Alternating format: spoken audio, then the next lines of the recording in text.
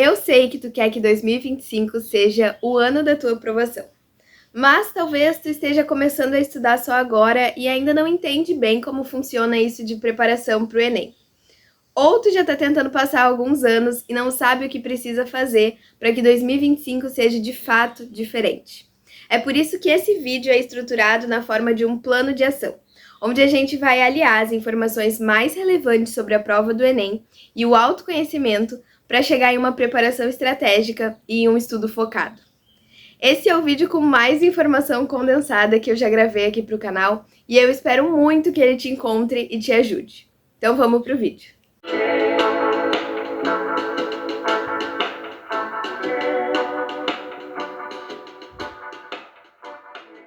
A primeira parte é também a mais óbvia, as informações sobre a prova. Como é que tu vai se preparar para o Enem sem nem saber como ele funciona? E talvez tu ache que tudo que eu vou falar aqui é básico e tu já tem esse conhecimento. Mas tem algumas sacadas que eu sei que pessoas que estão estudando há anos para o Enem ainda não entenderam. E é por isso que é muito importante não pular essa parte do vídeo. A prova do Enem é constituída de 180 questões mais uma redação, divididos em 2 dias, 2 domingos consecutivos em novembro.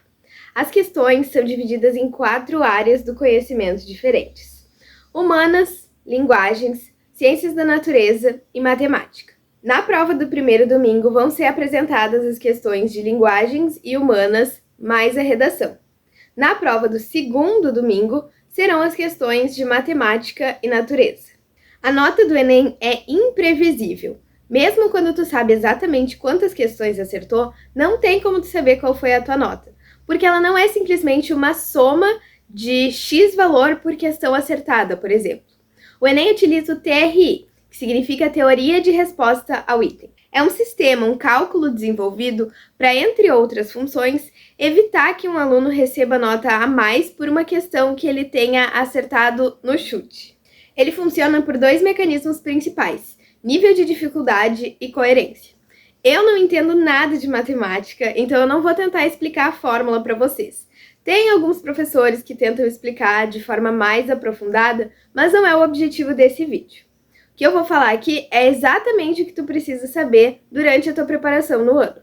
Pelo nível de dificuldade, a TRI vai valorizar mais as questões consideradas fáceis do que as questões consideradas difíceis. Já teve, inclusive, questão de matemática que acabou valendo 0. Quem acertou 45 e 44 com essa questão como diferença, teve a mesma nota. Pela coerência, o sistema funciona tentando te descontar se tu tiver provavelmente acertado uma questão por chute. Por exemplo, se tu acertou uma questão difícil de logaritmo, mas errou uma questão básica do mesmo conteúdo, é como se tu fosse receber menos pontos por ter acertado essa questão difícil do que uma pessoa que acertou ela e também acertou a questão básica, porque é maior a probabilidade de tu ter acertado apenas por um chute e não por realmente saber o conteúdo. Por favor, não entenda a TRI errado. Ela não te desconta, ela apenas te dá menos pontos em alguns casos específicos. Nunca é melhor deixar uma questão em branco porque tu tem medo dela afetar a coerência do teu TRI. Se tu acertar ela e o sistema considerar que ela foi um chute, tu vai apenas receber menos pontuação. Mas se tu errar ela, tu não vai receber pontuação alguma por ela no geral. Existem também as notas máximas por área. Pois é, nem toda a área do Enem vale 1000. Na verdade, só a redação tem esse valor.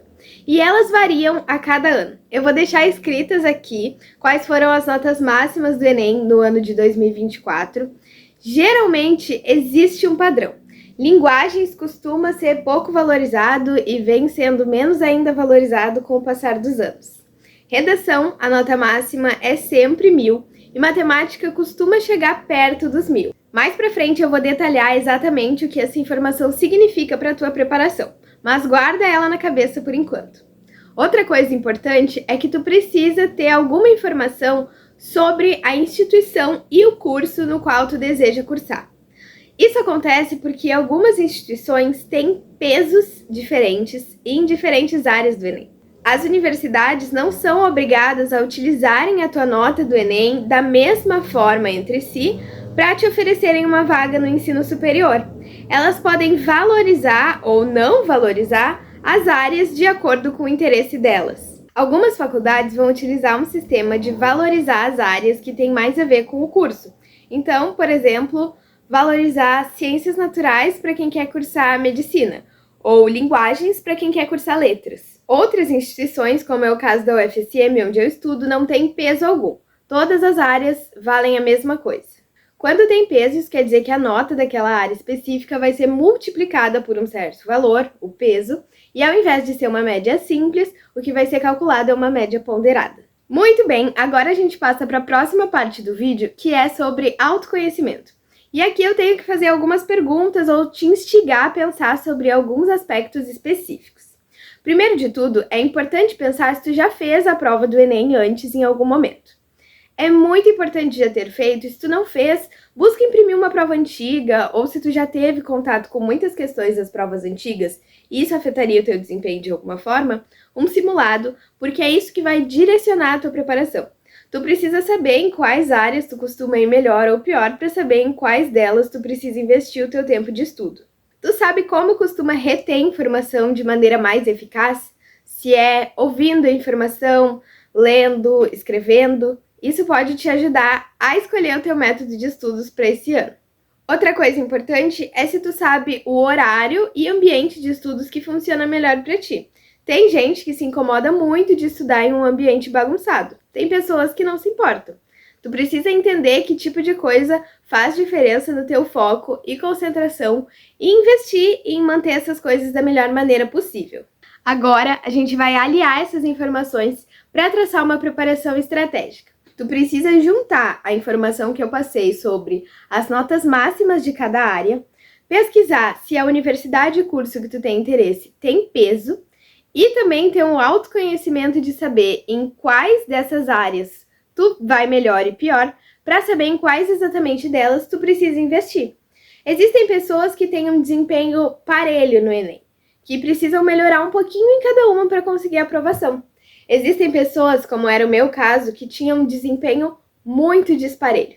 Quando eu fiz o Enem como treineira no primeiro e segundo ano do ensino médio, eu tive notas espetaculares em redação, por exemplo, e notas que deixavam bastante a desejar em natureza e matemática. Sabendo que matemática era uma área que podia me dar uma nota próximo de 1000 se eu fosse muito bem, e assim ia alavancar minha média, tendo em vista que o curso e a universidade que eu desejo não tem peso em nenhuma área e todas elas são consideradas igualmente, eu foquei muito em matemática e foquei de forma média também em ciências da natureza. É esse mesmo raciocínio que tu precisa aplicar para ti e definir o que precisa ser estudado em 2025. Outra dica que eu acho importante é ter a humildade de reconhecer quando é necessário estudar as coisas do zero. Eu, por exemplo, estudei física desde o conceito mais básico, porque tentar estudar como se tu soubesse mais do que tu sabe só faz com que tu continue com lacunas nos conhecimentos básicos do início. Assim, tu não consegue entender o que é avançado e cá entre nós, com frequência o Enem cobra as coisas simples, os conceitos básicos. Quando a gente foca lá no avançado e esquece de preparar a nossa base, isso só nos puxa para baixo. Dando um exemplo sobre isso que eu falei de notas máximas, eu trouxe a história fictícia de duas personagens, a Maria e a Laura. A Maria sempre foi apaixonada por português, linguagens, durante a época de escola. Então, ela estudou muito mais essa parte porque ela tinha o sonho de gabaritar linguagens no Enem, o que é uma coisa muito difícil. Mas ela se esforçou, fez muitas questões durante o ano e conseguiu. Então, a Maria ficou com uma nota 796 em linguagens, que foi a nota máxima no ano de 2024. Ela ficou com 900 em redação e 700 nas outras áreas do conhecimento. Assim, ela ficou com uma média simples de 759,2. Uma nota que não é suficiente para conseguir uma aprovação em medicina na maioria das universidades públicas do Brasil. Já a Laura resolveu optar por uma estratégia diferente. Ela, na verdade, sempre foi apaixonada por história, geografia, humanas durante a época de colégio. Mas ela assistiu alguns vídeos no YouTube e percebeu que o que era mais importante na preparação dela era a matemática e redação. Na hora da prova, ela não sabia sobre o tema de redação, não foi tão bem assim. Ela tirou 900 e achou que estava acabado para ela. Mas ela tinha ido muito bem em matemática, que foi a outra área que ela se dedicou. Então ela tirou 962, a nota máxima em matemática no Enem 2024. 900 na redação, como eu falei, e nas outras áreas, 700. Apesar de ter ido não tão bem assim em redação, ela ficou com uma nota 792,4, uma nota que torna muito mais possível para ela uma aprovação. E imagina qual não teria sido a nota dela se ela tivesse ido um pouco melhor em redação também. Eu espero que tu entenda, se a tua faculdade e curso não tem peso, matemática e redação precisam ser os pilares do teu estudo. Outra coisa importante da preparação estratégica é que eu espero que tu pare de ouvir os coaches da internet, os gurus da aprovação, que querem te vender um curso milagroso e caro também, que só vai beneficiar eles. Não existe um método de estudo unificado. As pessoas falam por aí que só passa em medicina quem estuda por mapa mental. Só passa em medicina quem estuda por videoaulas. E tudo isso são mentiras. Eu te garanto que na minha turma de medicina existem pessoas que estudaram das mais diversas formas e que conseguiram a aprovação em algum momento. É importante ter a firmeza de conhecer a si próprio, saber o que é melhor para si e não se deixar enganar por essas pessoas que só querem beneficiar a si próprias. Com isso dito, eu também falo que questões são inegociáveis na preparação. E agora isso pode parecer um pouco contraditório, porque eu acabei de falar que as pessoas passam usando os mais diferentes métodos de estudo e que tu justamente não deve ouvir quem é muito firme em um método e fala que as pessoas só passam dessa maneira. Mas as questões, além delas serem uma forma de estudo, elas são um treino. É a mesma coisa que se tu resolver hoje correr uma maratona. Tu pode pesquisar no YouTube vídeos de pessoas que correm maratonas contando a experiência delas, falando como elas treinaram. Tu pode ler textos, tu pode ler artigos científicos sobre como se preparar da melhor maneira para uma maratona. Mas eu garanto que tu não vai tentar correr uma sem ter corrido antes. Pelo menos distâncias menores para ir se preparando, aquecendo o corpo e finalmente se sentir pronto para isso. Se tu concorda com esse exemplo, eu espero que tu também concorde que tu não vai fazer o Enem sem ter feito questões de Enem antes. As questões são um treino, uma preparação. O Enem é uma prova que tem jeitinhos peculiares. Ele tem alguns pega-ratões nas questões, alguns jeitinhos de cobrar o aluno que se repetem ao longo dos anos. E fazendo as questões, tu vai aos poucos pegando essas manhas e entendendo como fazer elas de forma mais rápida. Isso sem falar na fixação dos próprios conteúdos. Quanto mais tu utiliza o teu conhecimento, mais ele vai ficar fixado, sedimentado na tua cabeça e na tua memória. Agora eu tenho certeza que alguém vai perguntar se é melhor fazer as questões soltas ou fazer em forma de simulados, imprimir provas antigas e fazer de uma vez só, com a contagem de tempo igual a do Enem. E isso depende de alguns aspectos. Como eu falei antes, eu acho importante para quem nunca fez o Enem antes, imprimir e fazer algumas provas antigas ou simulados inteiros e com a contagem de tempo, para tu ter uma ideia de como seria fazer a prova do Enem. Se tu já fez ela antes, eu acho que é importante fazer na forma de simulado se tu tem problema com o tempo, porque tu só vai conseguir fazer no tempo se tu praticar fazer no tempo. Senão não vai dar certo. Agora, se tu tá ok com o tempo e tu já fez o Enem antes, então sabe como é, eu acho que é super válido fazer em forma de questões soltas, porque assim tu consegue aproveitar janelas de tempo menores que tu tem ao longo da tua rotina. E não precisa esperar um final de semana para ter tantas horas corridas e só assim praticar. Tem mais duas coisas que fazem parte da preparação estratégica que eu sei que muita gente não gosta de ouvir, que é a importância do sono e do controle emocional. Tem tanta gente que eu conheço, ou que eu já ouvi a história, que não conseguiu uma aprovação em medicina ou em um curso de universidade concorrida justamente por falta de controle emocional. Porque é uma coisa que a gente esquece durante o ano. A gente passa o ano estudando e se cansando e muitas vezes negando a nossa saúde, negando o nosso sono, negando a nossa alimentação saudável, o tempo de exercício, o tempo de descanso, de contato com a família, com amigos, de lazer. E aí chega na hora da prova e tudo isso que foi virando uma bola de neve ao longo do ano se torna nervosismo, se torna ansiedade. Então é importante ter algum tipo de acompanhamento. Não estou dizendo que todo mundo precisa de um acompanhamento psicológico, mas algum tipo de check-in emocional ao longo das semanas do ano.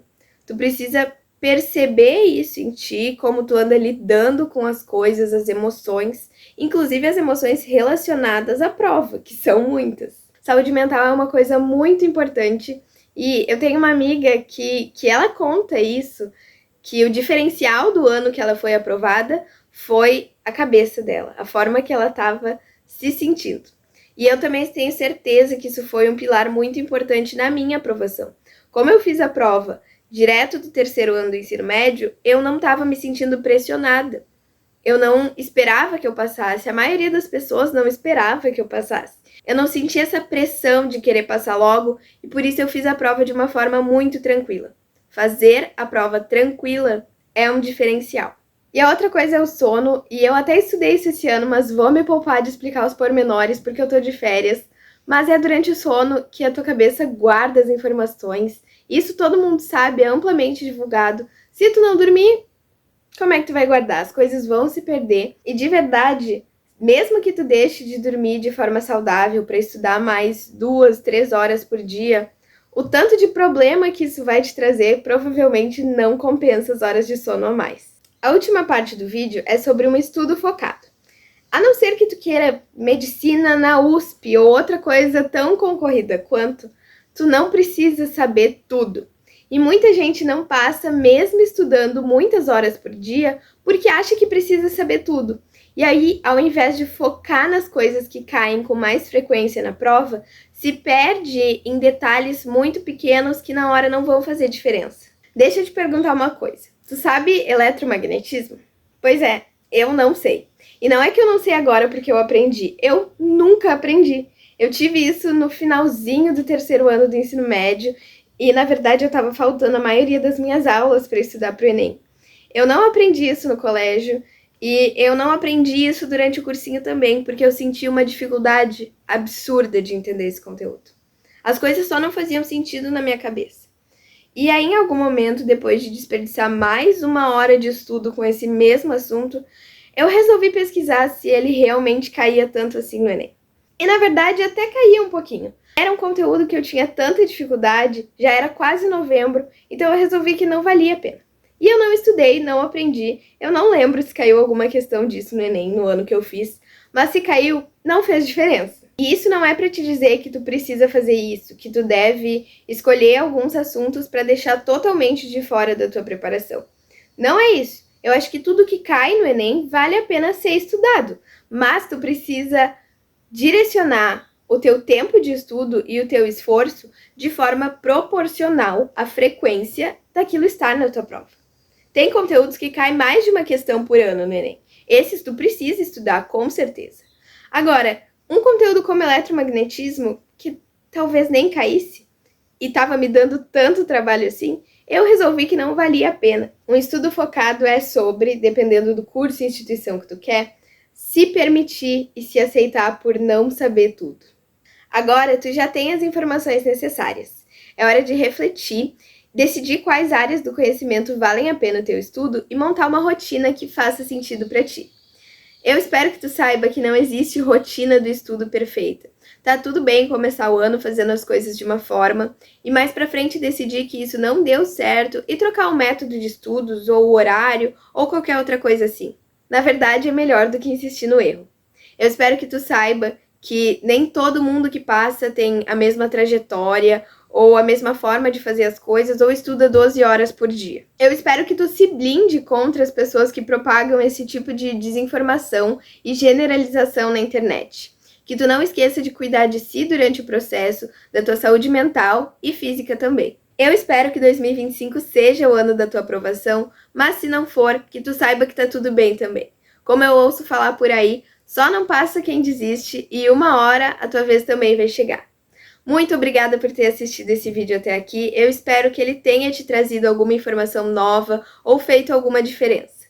Se tu gostou, não esquece de comentar, curtir, deixar alguma forma de apoio aqui pro canal, porque isso ajuda o vídeo e as minhas dicas a chegarem a mais gente.